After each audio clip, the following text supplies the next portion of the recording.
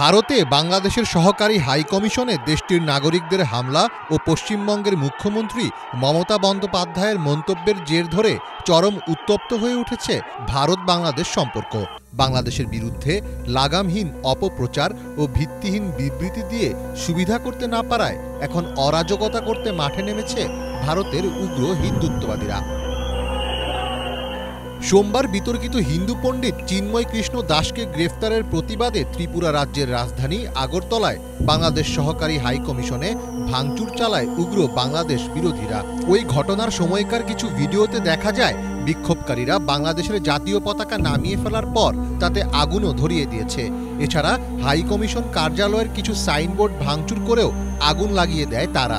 এই ঘটনায় ভারত দুঃখ প্রকাশ করলেও সহিংসতা চলাকালে অনেকটাই নিষ্ক্রিয় ভূমিকায় ছিল আইন শৃঙ্খলা বাহিনী। ভারতীয়দের এমন আচরণের প্রতিবাদে বাংলাদেশের পক্ষ থেকেও জানানো হয়েছে তীব্র প্রতিবাদ। তবে এখানে গুরুত্বপূর্ণ বিষয়টি হলো এই হামলার মাধ্যমে Vienna convention on diplomatic relation লঙ্ঘন করেছে ভারত। 1961 সালে অস্ট্রিয়ার ভিয়েনায় কূটনীতিকদের আচরণ বিষয়ে জাতিসংঘের উদ্যোগে সই করা Vienna convention on diplomatic relation চুক্তির 12 নম্বর ধারায় বলা হয়েছে, কোনো কূটনৈতিক মিশনের নিরাপত্তা রক্ষার দায়িত্ব গ্রাহক দেশের সরকারের। এছাড়া মিশনের অফিস এলাকায় বিদেশি কূটনীতিক মিশন প্রধানের অনুমতি ছাড়া গ্রাহক দেশের সরকার প্রবেশ করতে পারবে না। বাংলাদেশ 1978 সালে এই চুক্তিতে সই করে এবং এরপর থেকে এটি বাংলাদেশের জন্য বাধ্যতামূলক আইন হয়ে দাঁড়ায়।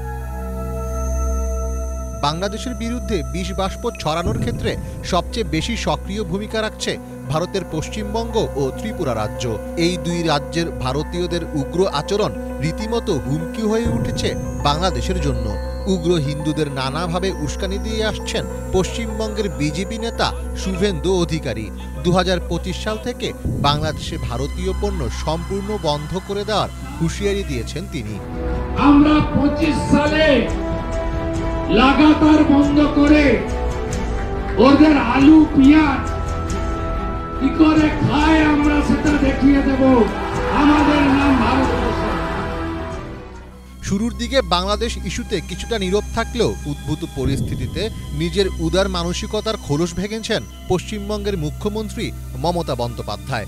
হামলা সহিংসতা চলছে ভারতে, অথচ শান্তিরক্ষী বাহিনীকে বাংলাদেশে পাঠানোর প্রস্তাব দিয়ে বিতর্কের জন্ম দিয়েছেন তিনি।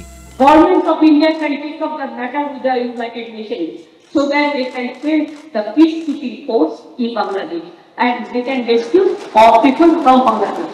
এটা আমার সাবমিশন থাকলো, আমার রিকোয়েস্ট থাকলো। এছাড়া কলকাতার হাসপাতালগুলোতে বাংলাদেশের রোগীদের চিকিৎসা বন্ধ করে ও ভিত্তিহীন দাবিতে মিছিল সমাবেশ করে এক প্রকার অল আউট অ্যাকশনে নেমেছেন তারা।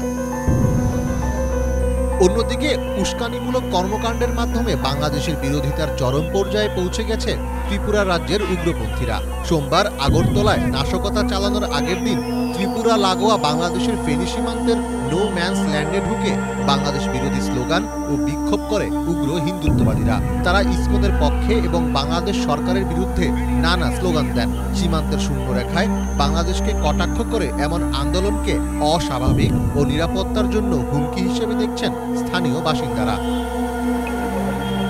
বাংলাদেশি রোগীদের চিকিৎসা সেবা বন্ধ রাখার ঘোষণার পর বাংলাদেশি পর্যটকদের জন্য ত্রিপুরাতে সাময়িকভাবে হোটেল বুকিং বন্ধ করে দেওয়া হয়েছে। এমনকি বাংলাদেশি পর্যটকদের জন্য রেস্টুরেন্টেও খাবার সরবরাহ করা হবে না বলেও জানিয়েছে রাজ্যটির হোটেল অ্যাসোসিয়েশন। এছাড়া বাংলাদেশের কাছে বকেয়া বিদ্যুৎ বিল বাবদ পাওনা 135 কোটি রুপি চেয়ে নোটিশ পাঠিয়েছে ত্রিপুরার রাজ্য সরকার। বিশ্লেষকদের মতে পশ্চিমবঙ্গ ও ত্রিপুরা রাজ্যের উগ্রপন্থীদের এমন আক্রমণাত্মক মনোভাব ও ভিত্তিহীন আস্ফালন সাময়িক উত্তেজনা তৈরি করলেও বাংলাদেশের সঙ্গে ভারতের দ্বিপাক্ষিক সম্পর্ক মূলত নির্ভর করে দেশটির কেন্দ্র সরকারের ওপর। যদিও 5 আগস্টের পর থেকে বাংলাদেশ ইস্যুতে এখনও দায়িত্বশীল কোনো ভূমিকাই রাখতে পারেনি নরেন্দ্র মোদীর নেতৃত্বাধীন ভারতের কেন্দ্রীয় সরকার।